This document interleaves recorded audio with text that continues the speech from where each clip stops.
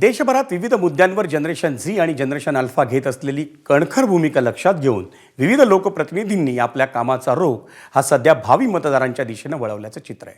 भाजप नगरसेविका तेजस्विनी घोसाळकर यांनी तर थेट रेल्वे मंत्री अश्विनी वैष्णव यांना पत्र लिहून सकाळी 5 ते दुपारी 11 या वेळेत उपनगरीय लोकलचे किमान 3 डबे विद्यार्थ्यांसाठी राखीव ठेवण्याची मागणी केली आहे। ही सुविधा पश्चिम आणि मध्य रेल्वेच्या दोन्ही उपनगरीय मार्गांवर करण्याची सूचना त्यांनी केली आहे। पश्चिम रेल्वेवर चर्चगेट ते डहाणू आणि मध्य रेल्वेवर छत्रपती शिवाजी महाराज टर्मिनस ते आसनगाव दरम्यान सकाळी 5 वाजल्यापासून धावणाऱ्या उपनगरीय लोकल ट्रेन्समध्ये शालेय आणि महाविद्यालयीन विद्यार्थ्यांसाठी 12 पैकी 3 डबे राखीव ठेवण्याची सूचना ही नगरसेविका तेजस्विनी घोसाळकर यांनी केली।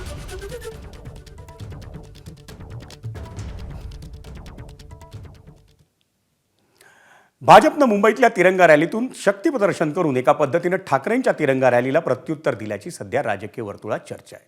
जंतर मंतरवरील आंदोलन आणि धर्मेंद्र प्रधानांच्या राजीनाम्यानंतर सिनियर आणि ज्युनियर ठाकरे बंधूंच्या उपस्थितीत मुंबईच्या शिवाजी पार्क परिसरात तिरंगा रॅलीचे आयोजन करण्यात आलं होतं आणि त्या तिरंगा रॅलीला तरुणांचा उत्स्फूर्त प्रतिसाद लाभला होता। आणि त्यानंतर आता स्वातंत्र्य दिनाच्या पार्श्वभूमीवर भाजपच्या वतीनं वरळी सिफेसच्या प्रॉमिनंट परिसरात आयोजित तिरंगा रॅलीलाही तरुणांचा मोठा प्रतिसाद लाभला। मुख्यमंत्री देवेंद्र फडणवीस, भाजप प्रदेशाध्यक्ष रवींद्र चव्हाण आणि मुंबई भाजप अध्यक्ष अमित साटम यांच्यासह भाजपचे अनेक नेते आणि लोकप्रतिनिधी या रॅलीत सहभागी झाले होते। या रॅलीत कोणताही राजकीय झेंडा न आणता केवळ तिरंगा घेऊन सहभागी होण्याचं आवाहन हे भाजपकडून करण्यात आलं होतं।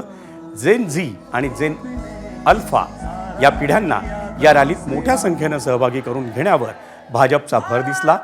पद्मश्री तारपावादक भिकल्या दिंडा यांनीही या यात्रेत सहभाग घेतला होता।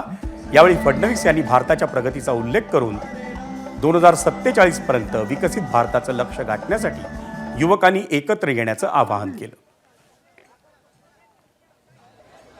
सन्माननीय आमदार राजहंस सिंहजी,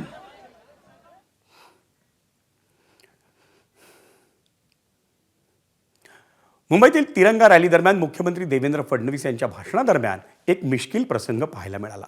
मंचावर उपस्थित मान्यवरांची नावं घेत असताना फडणवीसांकडून सांस्कृतिक कार्यमंत्री आशिष शेलार यांचं नाव घ्यायचं राहून गेलं। त्यामुळे भाषणादरम्यान आशिष शेलारांचं नाव घेतलं नसल्याचं कोणीतरी मुख्यमंत्र्यांच्या निदर्शनास आणून दिलं। त्यावर फडणवीस यांनी ते मला दिसले नाहीत अशी कबुली दिली आणि त्यानंतर त्यांनी सन्माननीय मंत्री आशिष शेलार असा उल्लेख करत त्यांचं अभिनंदन आणि आभार देखील मानले। मुख्यमंत्र्यांच्या या वक्तव्यामुळे उपस्थितांमध्ये काही क्षण का होईना स्मितहास्याचं वातावरण निर्माण झालं। या ठिकाणी उपस्थित सन्माननीय आपले, मला दिसले नाही, माझं लक्ष नव्हतं, माननीय मंत्री महोदय आशिष शेलार जी या ठिकाणी उपस्थित, सन्माननीय आपले, मला दिसले नाही, माझं लक्ष नव्हतं, माननीय मंत्री महोदय आशिष शेलार जी। आणि भाजपच्या आजच्या तिरंगा रॅलीवर ठाकरेंच्या शिवसेनेचे आमदार आदित्य ठाकरेंनी टीका केली आहे। त्यांनी नेमकं काय म्हटलं आपण तेही पाहूया। परळीमध्ये आता गेली 5-6 वर्ष मुख्यमंत्र्यांना सतत यावं लागतं, चांगल्या आनंदाची गोष्ट आहे। पोस्टेड रोड आम्ही कसा बनवलाय तो देखील बघून घ्या, बीडीडी आम्ही प्रोजेक्ट कसा केला तो देखील आम्ही बघून घ्या। पण महत्त्वाची गोष्ट हीच आहे की आज ना तिरंगा आठवला। जेव्हा तिरंगा रॅली देशभरात होत होती, जेव्हा तरुण मुलं मुली रस्त्यावर येत होते, तेव्हा तुम्ही सगळी जे काही बळ होतं ते वापरलं त्यांच्यावर। तुम्ही लाठीचार्ज केला त्याच्यावर, म्हणजे त्या लाठ्यांमध्ये खिळे होते, टिअर गॅस तुम्ही त्यांच्यावर मारलेला आहे, तुम्ही AK-47 चालवली, तेव्हा तिरंगा आठवला ना तुम्हाला?